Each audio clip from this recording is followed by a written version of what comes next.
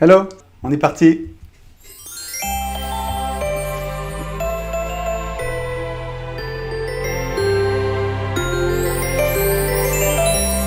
J'augmente un peu le son de jingle parce que je le trouve très très doux. J'ai réussi à régler la puissance du micro et la puissance du jingle. Mais comme le jingle est un jingle de bisounours, on est dans les périodes de Noël. Bon bref, voilà, vous savez qu'il y a un petit réglage. Donc, et puis comme je fais ça, je vous rappelle que je tourne toutes ces petites vidéos, toutes les réponses à vos questions le week-end. Il n'y a personne, je suis tout seul. Donc je me débrouille. Débrouille-toi Fred. Démerde-toi avec tes problèmes techniques. Alors, aujourd'hui, la question du jour, c'est Sylvie. Sylvie qui dit « Bonjour Fred, je voudrais me racheter de l'acrylique. Laquelle me conseillez-vous, s'il vous plaît ?» Ouf. Et elle finit bien sûr par « Merci, passez une bonne journée. » Eh ben, je te raconte pas la question, tu prends ça, et tu te débrouilles Fred. Tu vas t'en sortir, on s'accroche. En fait, c'est pas compliqué, mais il faut parler des marques. Donc ça va pas être facile. Je vous rappelle que on a un magasin de Beaux-Arts qui s'appelle Rare, là, à Capinghem, tout près de Lille. Donc on vend plusieurs marques. Donc je vais pas me fâcher avec toutes les marques, sauf celles que j'utilise. Ça, c'est juste pas possible. Mais avant de parler des marques, ce qui est important, c'est de parler de l'acrylique. Et l'acrylique, comme dans les autres techniques artistiques, l'acrylique, il y a plusieurs qualités. Alors, ne parlons pas des marques, ne parlons pas de la qualité d'une société, d'une entreprise. Vous savez que dans les Beaux-Arts, toutes ces boîtes sont des petites boîtes, des PME, des petites entreprises entre 30 et 300 personnes, j'exagère, mais c'est à peu près ça, quoi. C'est vraiment des toutes petites boîtes. Elles font toutes, elles se démènent toutes, elles font toutes pour faire de la qualité. Donc là, l'objectif, c'est pas de les comparer les unes par rapport aux autres, c'est de vous parler de la manière d'acheter de l'acrylique. L'acrylique, vous avez, il y a 3 paquets, on fait toujours 3 paquets, nous, dans l'acrylique. L'acrylique de base, c'est-à-dire celle qu'on trouve dans les solderies, vous savez, je cite pas les noms, hein, mais il y a plein de gens qui bossent avec l'acrylique qu'on trouve dans les solderies qui montent, celles qui descendent là. Ça coûte vraiment rien et il y a de quoi de bosser et ça permet d'avancer, voilà, et ça coûte vraiment pas cher et c'est très bien parce que ça peut répondre à plein de besoins pour des gens qui ont un budget tout requis comme ça.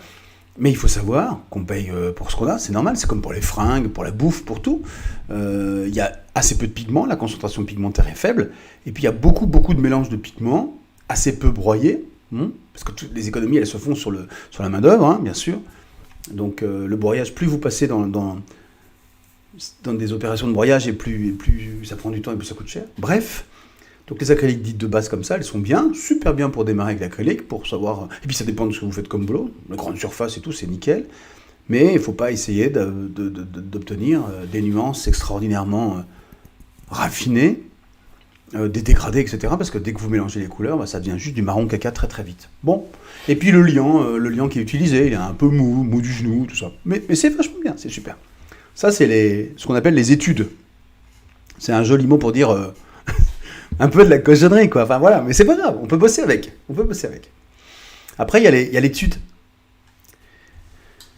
Non, les études sont là.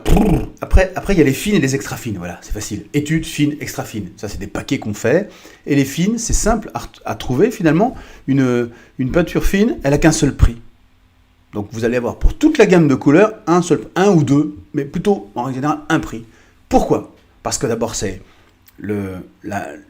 la masse du marché, c'est le marché le plus important, c'est les gens achètent ça, ils achètent assez peu des choses vraiment de très très bas de gamme et assez peu d'extra haut de gamme. Voilà, c'est le marché standard consomme de l'acrylique fine, et ces fines, donc on trouve des prix, les fabricants réussissent à trouver des prix standards pour toutes les couleurs, quelle que soit l'origine et la rareté du pigment, et donc c'est tout un travail à la fois des laboratoires, à la fois du marketing, du commerce et tout, pour optimiser tout ça, pour qu'un seul prix corresponde à la rentabilité pour l'ensemble de la gamme. J'espère que je suis clair. Et pour ça, on mélange des pigments entre eux pour obtenir les couleurs.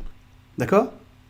Donc 3,65, 3,10, machin, quel que soit le prix, un seul prix, et ça c'est une fine. Pour nous, c'est une fine, et c'est avec ça qu'il faut bosser, mais je vais y revenir. Et après, il y a les extra fines. Les extra fines, c'est du waouh, c'est l'effet waouh. Pourquoi ? Parce qu'en fait, dans les extra fines, c'est pas juste une question de marketing. C'est pas vrai. Je les ai testés, donc je vous assure. Dans les extra fines, il y a des pigments qui sont broyés très très très finement. Et plus vous broyez finement les pigments, et plus ils réagissent avec les rayons de la lumière, et plus on les voit, plus c'est intense. Il y a aussi la concentration en pigment, mais il y a aussi le broyage en pigment. Et la qualité du liant, il y a tout ça qui rentre en ligne de compte. Et puis, la particularité monopigmentaire. Très très souvent dans les extra fines, on mélange peu de pigments, on cherche des pigments qui correspondent à toutes les déclinaisons de couleurs qu'on veut obtenir, et on mélange assez peu des pigments, 2, voire 3, mais jamais plus, pour obtenir une couleur donnée. Ce qui veut dire que les couleurs, vous allez pouvoir les mélanger entre elles, et vous allez avoir des mariages magiques, sans tomber dans le marronnage tout de suite, parce que dès qu'il y a plein de pigments qui se mélangent, c'est juste n'importe quoi. Voilà, ça c'est super important, mais par contre dans l'extra fine, d'abord, ça pique, ça coûte plus cher, mais c'est normal, vu ce que je viens de vous raconter, et il y a des séries. Parce qu'en fait, là, c'est un peu la vérité des prix, c'est-à-dire en fonction de la rareté du pigment, vous allez avoir des prix différents, de série 1 à série 5, à série 7, même des fois à série 9, 9 séries de prix pour une même gamme, de couleurs compatibles dans une même marque, mais avec des raretés de pigments différents qui peuvent aller du simple au quintuple. Hein. Vraiment, ça peut être de 4 euros jusqu'à 20, 25 euros pour des pigments très très rares. Mais s'ils sont rares et s'ils sont là, il n'y a pas de hasard. C'est-à-dire que quand vous en servez, ça n'a juste rien à voir avec le reste, quoi. Alors, comment je m'en sers, moi, de tout ça? Comment je fais? Les études, je m'en sers plus maintenant. Alors, je m'en sers quand je fais des fonds de fresques. Quand je tends une toile, je montre là, parce que vous ne voyez pas, exprès pour vous frustrer. J'ai un grand mur et je tends des fresques, je tends de la toile au rouleau, je la grave sur le mur, et là, je fais, pour pas travailler sur du gesso blanc directement, je fais des fonds. Et là, je peux prendre de l'étude parce que vraiment, quel que soit le pot que j'ai sous la main, l'important, c'est de sortir du blanc. Donc, quelle que soit la qualité, on pose le truc, puis ça permet de rentrer dans l'univers artistique, et puis peu importe la concentration, tout ça. Bon. Et après, par contre, moi, je travaille toujours avec des fines. En fait, je travaille avec de l'acrylique fine parce que, d'abord, je me prends pas la tête, je me dis pas oh, celle-là, elle est super chère, alors ouais, faut pas que je rate, je vais en prendre moins et tout ça. Et vu ce que je fais, je suis pas du tout dans la figuration, moi, mon travail personnel, c'est plutôt une explosion de couleurs, et une explosion de mouvements de couleurs, et de la calligraphie, et des couleurs, et plein de trucs. Donc la fine me va très très bien, et voilà, j'en reviens après là-dessus. Et puis l'extra fine, je m'en sers de temps en temps, mais très très rarement. Quand je veux un détail, quand il y a un truc que le hasard a fait que, voilà, à tel endroit, je me dis, wow, si on pouvait accentuer ce rouge-là, mais bon, avec une fine, je vais prendre une extra fine, et je rajoute, et je termine là-dessus. Et ça, c'est un effet wow qu'on n'a pas avec une peinture fine. Cette concentration de pigment, on l'a pas. Voilà quand je me sers, voilà comment je me sers des trois natures de peinture. J'espère que je suis clair, ça m'étonnerait, mais voilà. Après, l'extra fine, je m'en sers aussi quand je la dilue, quand je veux fluidifier une peinture. Parce que fluidifier une peinture pour en faire des couleurs, ou pour en faire de la peinture pour... voilà, je sais plus. Brumisateur, là. Oh, c'est pas vrai. Aérographe, merci. Eh ben, si vous partez d'une fine ou d'une étude, vous la diluez, même avec des liants spéciaux, des diluants spéciaux, et vous allez perdre de la concentration de pigment. Donc là, pour faire tous ces mélanges, autant partir d'une concentration très très forte. Ça, c'est important. Voilà. Après, j'espère que je suis clair. Donc, étude fine, extra fine. Étude, pour simplifier, étude les fonds et les essais, et abstraction, voilà. Les techniques mixtes. Fine, moi, c'est le travail mainstream, je fais tout avec. Et extra fine, finition, le petit détail qui tue, et puis les dilutions, ou les utilisations sur des moments et des endroits un peu précieux. Puis il y a des gens qui travaillent qu'à l'extra fine, et ils font des tableaux extraordinaires. Parce que quand vous voulez travailler des glacis, par transparence, des superpositions de glacis, il n'y a pas photo, quoi. Enfin, vraiment, c'est magique. Mais c'est pas du tout le même budget.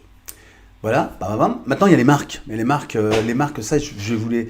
Dans le magasin, on a fait une sélection de marques avec qui on bosse, en qui on croit, qu'on connaît, qu'on suit depuis des années, qu'on corrige, qu'on rectifie, qu'on engueule de temps en temps, etc. Mais qui sont des marques fidèles, auprès de qui on est fidèle aussi, et qu'on connaît par cœur.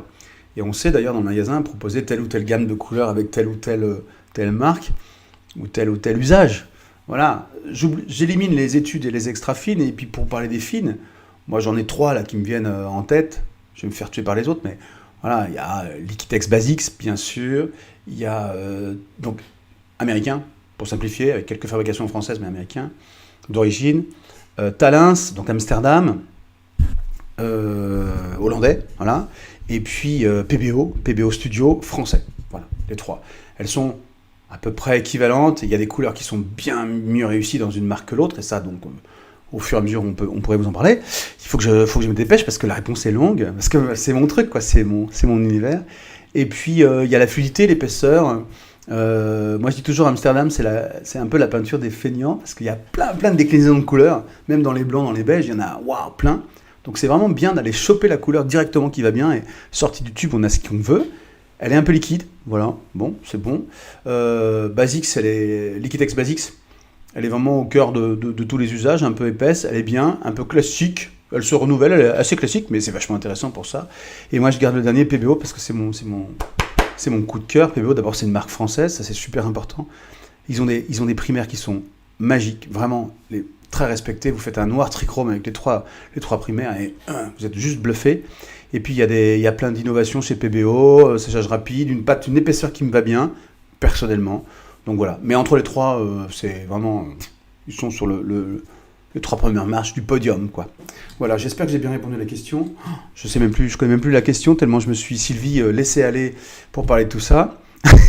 Ça fait je sais pas combien de minutes que je parle. Ma pauvre Sylvie, si tu veux de l'aide facile pour acheter ta peinture, j'espère que je t'ai aidé. Retiens, étude, fine, extra fine. Si tu sais pas, tu prends fine. Pour les fonds, l'étude. Pour les détails, l'extra fine. Je vais me faire engueuler par plein de gens, mais tant pis. Et puis à l'intérieur de ça, trois marques que je viens de te citer. Et puis mon petit coup de cœur CPB au studio. Ciao, ciao, bisous. À très bientôt. Bye bye.